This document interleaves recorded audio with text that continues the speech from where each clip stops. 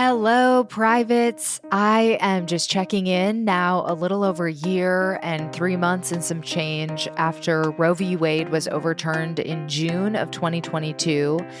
And I am sorry to say that there are currently 21 states in the US that are restricting abortion access. Unfortunately, there are 14 full bans in effect as of this recording, and there are 7 additional partial bans. And I think you really have to think about this in terms of the estimated 33 million women and other childbearing people that are being impacted by this lack of access. And as someone who has been in the position to have to choose abortion in the past, it's really devastating to not be able to take control of this very important decision for yourself. So I just wanted to give you a little State of the Union, and I thought it was really apropos to replay the Dr. Diana Greene Foster episode. This aired a little over a year ago, so if you are new to the show, you probably haven't heard it, or maybe you missed it in the first place, but she is a rock star in terms of this kind of research. And when I learned about her Turnaway Study, it illustrated a lot of things that had happened in my experience that I couldn't quite articulate. And I think it's just really important for putting it into perspective. So I hope you get a lot out of this interview. And if you want to stay up on the abortion bans, there is an abortion ban tracker on the New York Times. So I guess I just encourage you to do your research and stay engaged in this topic, even if you live in a quote unquote safe state, because I honestly don't know if that exists anymore. There are no safe states. And we all need to stay engaged in this fight and this issue to ensure that there are safe states and there is access available to anyone who needs it in the future. So enjoy this episode with Dr. Diana Greene Foster. You were listening to a Pleasure podcast. For more from our Sex Podcast Collective, visit pleasurepodcasts.com.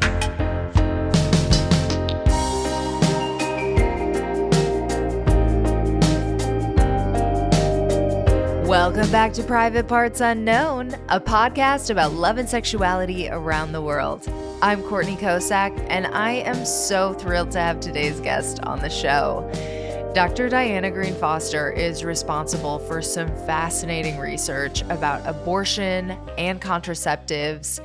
She's the director of the Turnaway Study, and when I first found out about this abortion study, I felt so seen. So we're going to get into that.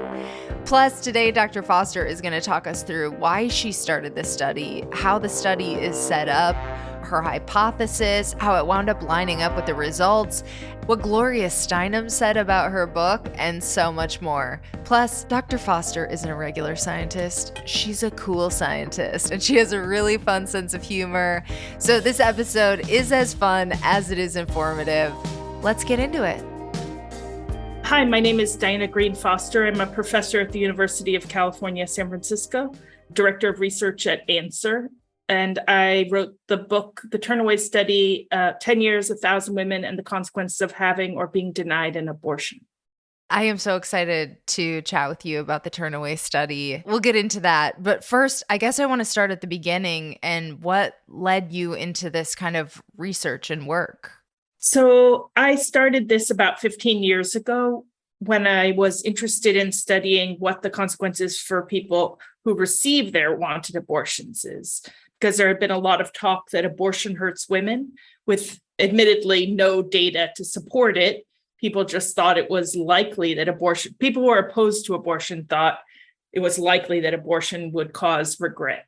And so it was really important to actually study this because governments had started restricting access to abortion on the basis that people would feel regret and giving them, mandated waiting periods to think about it. And so it needed to be done. And a physician said to me, I wonder what happens to the people we turn away. And I realized that's a population you need to study to know what the consequences of abortion are, because you can't compare people who have abortions to people who've never been pregnant or who had wanted pregnancies or who miscarried. There are all sorts of studies like that, but it's not a good comparison, because if you're going to restrict access to abortion, then you really need to know what happens to people who want an abortion and can't get one.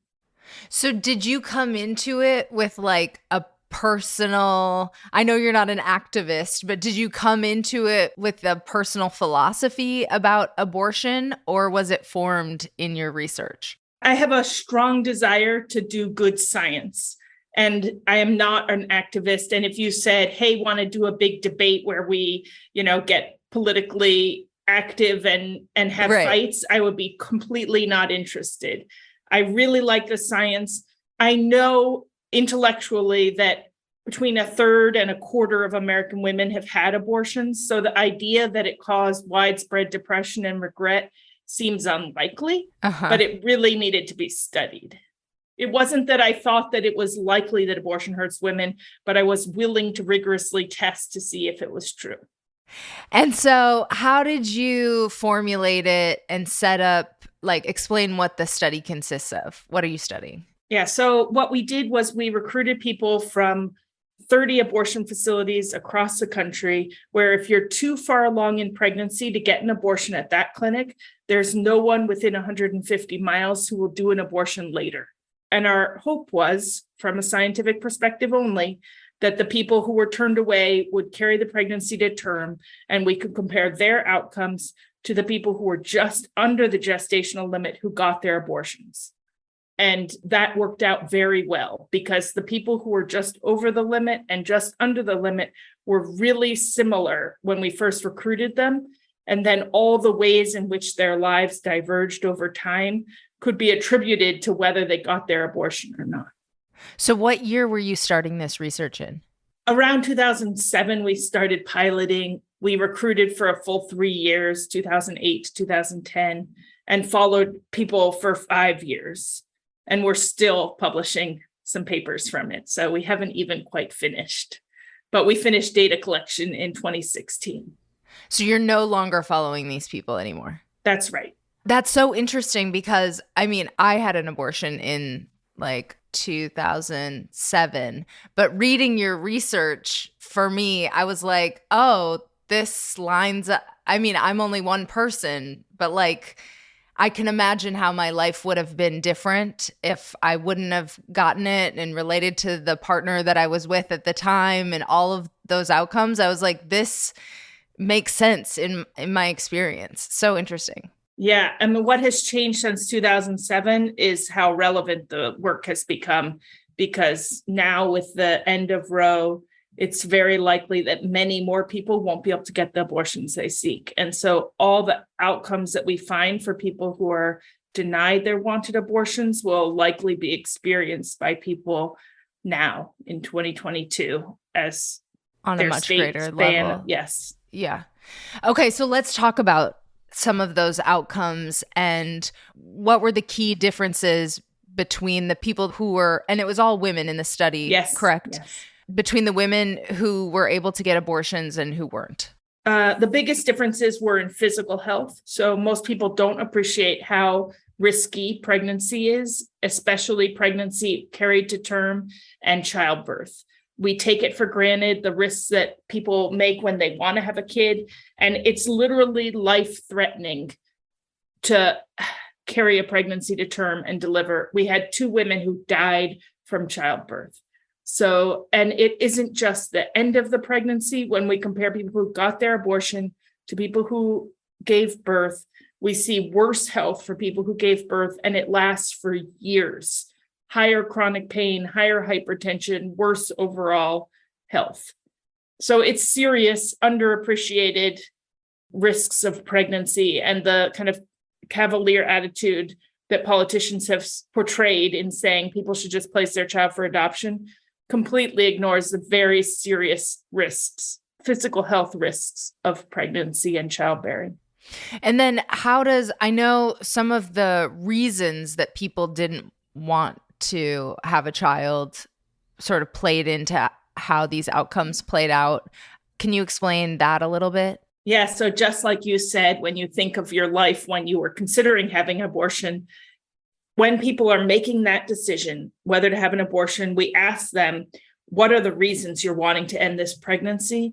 And all of the reasons they gave us pretty much completely describe the findings for people who are denied abortions. It's like people actually understand what pregnancy entails and what childbirth would involve, and what trying to raise a child in not ideal circumstances. They understand what hardships are involved. So the other areas that we see big differences are in economic well-being. So people immediately say their most common reason for wanting an abortion is they feel they don't have the resources to care for a child. Mm-hmm. And they're right. We see increased poverty, increased experience of not having enough money for basic living needs. We see a drop in employment. We see an increase in public assistance, but not enough to meet basic living needs. So it's dramatic, and also, they understood well. The other thing is that when we actually look at people's credit scores, so this is like data from a third party that has no idea whether the person became pregnant, did or didn't want to be pregnant, had a kid or didn't have a kid. They don't know. They're just collecting this data for everyone on the amount of debt you have, the amount of overdue bills you have, your evictions. Through those data, you can see that the women who are denied and the women who receive abortions were the same for 3 years up until the point of the pregnancy, at which point their outcomes diverge and they don't converge for the whole 5 years that we looked at it. So it's a long-term financial risk. So if we were going back though to the other reasons people give for wanting to have an abortion, one is they say their relationship with the man involved in the pregnancy isn't good enough. That was huge for me. And it makes sense. I mean, you're about to explain, but I'm like, yeah, I would have had to have contact with him. I knew that at the time. I was like, hell no, I cannot. Yes. So we see that actually the relationships dissolve whether the person got the abortion or not. So those relationships weren't steady, and having a kid did not keep them together. It does result in ongoing contact. And so one of the findings is that women who were in violent relationships and who got their abortions, their exposure to violence dropped off precipitously, immediate drop off in exposure to violence. The people who were denied it continued exposure, not an increase, but not a drop off. They're just ended up tethered to this guy.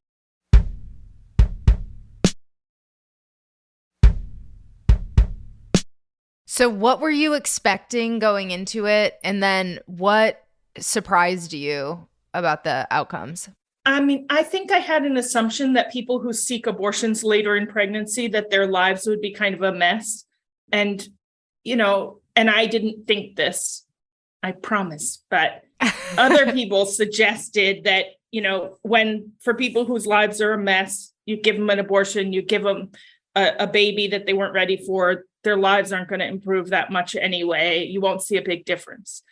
And those people were totally wrong on so many fronts. One is that people who present late for abortion care aren't different from the people who present in the first trimester, which is when the vast majority of people get their abortions.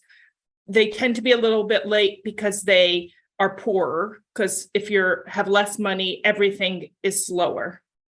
Getting there, paying for it. Totally. But most importantly, they didn't realize they were pregnant. And that can happen to people who have irregular periods, who were using contraception. So they didn't realize they were at risk of a pregnancy. So then they were slower to recognize that it had failed. It happens to people who just given birth. So their whole body is out of whack. And so they don't recognize that they're feeling crappy, not because they're, up taking care of a newborn, but because they're in fact pregnant again. So there are lots of reasons, and none of them should be considered reasons that we should stop caring whether people get to make this decision for themselves. And so people who get abortions later and earlier are not so different. And everybody has aspirations. Everybody has life goals. Nobody's like, life is such a mess that they don't care. And people, we ask them at the end of every interview, where do you see your life in 1 year and 5 years? And when people are denied an abortion, their set less aspirational plans for themselves for the future, which is sad. They're recognizing their circumstances have changed, their trajectory has changed, and they're scaling back what they hope to do. And that includes like child rearing plans, aspirational plans about trying to be a good mom. They understand that their life is about to get a lot harder. And many people who have abortions want to have kids in the future. They just want to do it under better circumstances, when they have financial stability, when they have housing, when they have a partner who seems supportive, when their health is better. So when we talk about trying to get people to give birth instead of have abortions, what we're doing is shifting births from the later under better circumstances to now under worse circumstances. It's not pro-birth, it's pro-birth under bad circumstances. Oh my God. I know, that's really pithy, right? That's going to be the next political slogan. But anyway, that is what we find. What we find is that when people are denied abortions, they have babies sooner, and they're less likely to have intended pregnancies later. So they've really, shifted when they're having kids to circumstances that are not as good for having kids. Another thing that surprised me, but it shouldn't have, about reading your research was that you can see that it affects the other kids in the family. Can you explain those findings a little bit? Yeah, so we asked everybody about their existing children and whether their kid was achieving various developmental milestones, just as a way of assessing child well-being. And what we saw was that, first of all, many people don't realize that more than half of people who get abortions are already parents. They're already raising children. And in our study, 60% of the women were mothers, and they often give the reason for abortion that they want to take care of the kids they already have. And we can see that their existing children do worse when they're not able to get an abortion. So those kids are more likely to live in poverty. They're less likely to hit these developmental milestones. Yeah, that is sad. So we talked a little bit about it, but you cited lack of financial stability as being one of the main reasons that people seek abortions. So what is the trickle down of these abortion bans? How do they exacerbate inequality? Yeah, so what's going to happen in the future is that states will ban abortion. They already have begun to do this. And people with means will circumvent their state laws. So if you have the money and you live in Texas or Louisiana, you'll travel out of state, and hundreds of miles you will travel to get an abortion if you feel that you need one. Other people with means will get on the internet and order pills online. And that takes knowing that the pills are there and how to order them, a credit card, an address to send them to, all sorts of things that not everybody has. And if people do want to check out how this is possible, there's a website called Plan C Pills that can tell you where you live. It's possible to order pills online. Anyway, so the people who can't do these two things, who can't travel or who can't order pills online, they'll experience the experience of the Turnaway Study of carrying unwanted pregnancies to term, delivering. And like the Turnaway Study, I expect that very few of them will choose to place the child for adoption. That's a difficult choice. People consider it and usually reject it as an option. So people will be trying to parent under what they themselves consider not ideal circumstances. And how big of a difference, when you look at the women who were able to get an abortion and those who weren't on earning power, how big of a difference is that? Yeah, it's hard to quantify in nice, neat ways, but one way is 4 times greater odds of living in poverty, which translated said the same idea, but differently, is a 15 percentage point increase that the woman is living in poverty. So it's 50% versus 75% chance that the woman's income is below the federal poverty level. And I rounded there, but I can't remember which direction I rounded. But those are the ballpark numbers. Okay, so I'm just curious. Did you read, there was a New York Times article, and it was called "The Abortion I Didn't Have." And it was one of the first times that I've seen something similar to I just feel like in the media, we don't really talk about the consequences of not getting an abortion. That's why the Turnaway Study was like so significant to me. Do you have any thoughts on that? I wish I could remember what that was. It sounds familiar, but was it a woman who opted not to have an abortion? She was definitely encouraged to, keep the pregnancy. And it was like several months ago. I think it was right after the leaked Roe v. Wade thing. But anyway, very interesting that it was like literally the only other time I've seen media where it was approached even close to how you did in the Turnaway Study. Yeah, I wish I could remember that one in particular. I can't, but I'm concerned when somebody, uses their example of a pregnancy that they chose to carry to term to say it's not so bad.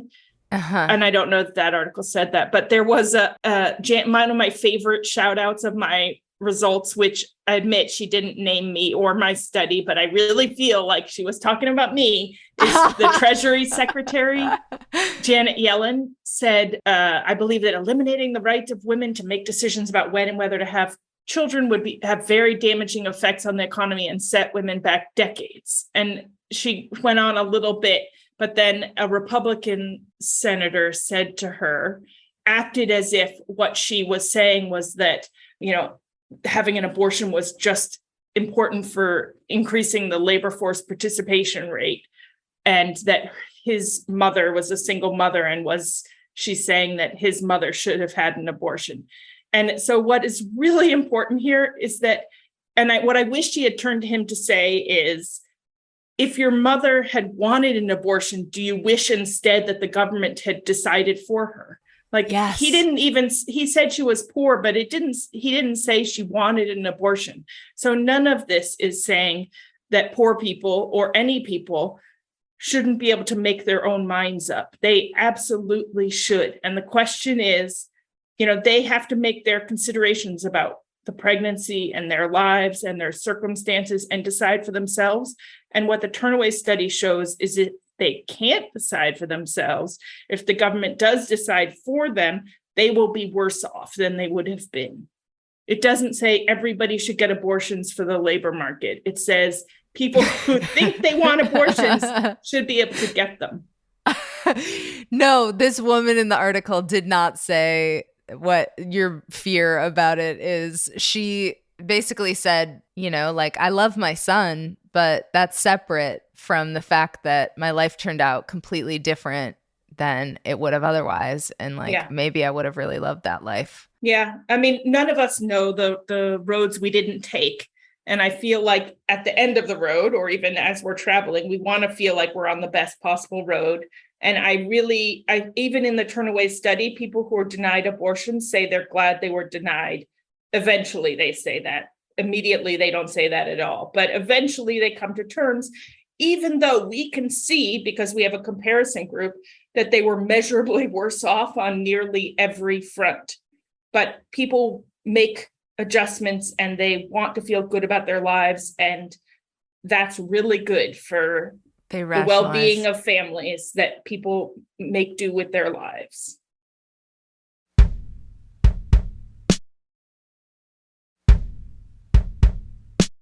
We've seen the Roe reversal happen, unfortunately. And I thought it was interesting that Gloria Steinem blurbed your book by saying, if you read only one book about democracy, the Turnaway Study should be it. So I guess, why is it a book about democracy, and how does that tie in? Yeah, wow, did that lady have foresight, right? Right. I mean, this is all about participation in our country. It's all about women having equal ability to participate and determine the circumstances of their lives. And so I think with this decision that takes the most personal decision about whether and when and with whom to have a child, and tries to take it away from the pregnant person and give it, in fact, to the government to make for us, is about respecting the private decisions that people make. when Roe was decided on the basis of privacy, privacy didn't mean, I won't tell your mother that you are pregnant. No, privacy meant this is a private decision that gets made by citizens. It doesn't get made by the government. And for that reason, I love that this decision was made on the basis of privacy, because this Turnaway Study shows that people are making careful decisions for themselves. They're weighing a lot of things, their economic well-being, their relationships, how their mother's going to support them, or their father, or the man involved in the pregnancy. They're like weighing their own plans for the future, their children's needs. They're doing a lot, and that kind of figuring cannot be done globally for everyone. And when it is, people's lives are worse, and people are no longer able to be full citizens. They are reduced in their capacity, in their pursuit of liberty, life, and happiness. Oh, yes. Okay, so you've done a lot of other really impressive work.